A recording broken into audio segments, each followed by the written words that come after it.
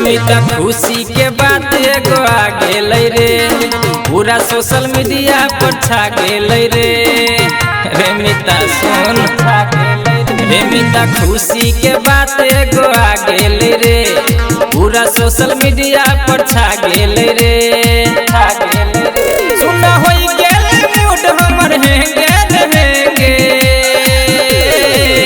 रे मिता देखी तब माल के बेटा टेंगे टेंगे करे छे तो करते ना, अभी तो इहे ट्रेंडिंग चली है। तो जब सब भेलई जान के ससुरा में बेटा बोले छे खाली रे टेंगे टेंगे टेंगे टेंगे टेंगे टेंगे टेंगे टेंगे टेंगे टेंगे। जब सब भेलई जान के ससुरा में बेटा बोले छे खाली रे टेंगे टेंगे टेंगे टेंगे टेंगे टेंगे टेंगे टेंगे टेंगे टेंगे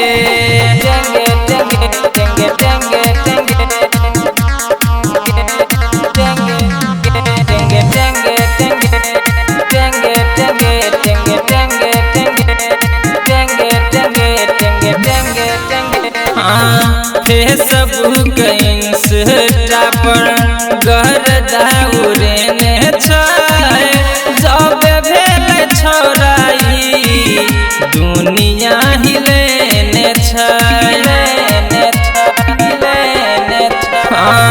फेसबुक इंस्टा पर गरदा उड़ेने छै, जब भेल छोराई दुनिया हिलेने छै।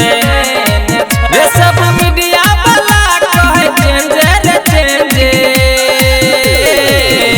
की कहियो रे मिता, ई तो चुपे न होय छै, खाली कहे छै टेंगे टेंगे टेंगे।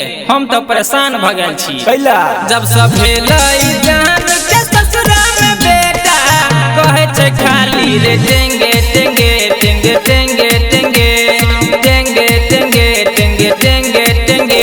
जब सब भेलई ससुरा में जान के बेटा कहे छै खाली रे टेंगे टेंगे टेंगे टेंगे टेंगे टेंगे टेंगे टेंगे टेंगे टेंगे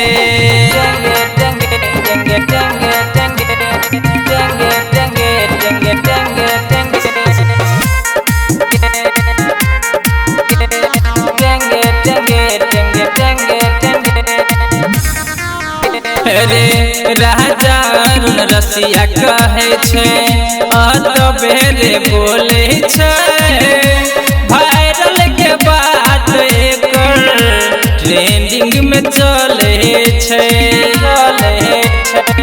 रे मिता रे राजा अरुण रसिया कहे छे बे सब बोले छे, वायरल के बात एकर ट्रेंडिंग में चले छे। रे खाली जानू के देखबै छे ठेंगे रे ठेंगे। रे मिता तू ही बताब हम की करी, हमरा तो किछ ने फुराइया। तो कहना की भेलो रे, की कहियो। तो जब सब भेलई जान के ससुरा में बेटा कहे छे खाली रे टेंगे टेंगे टेंगे टेंगे टेंगे टेंगे टेंगे टेंगे टेंगे टेंगे। जब सब भेलई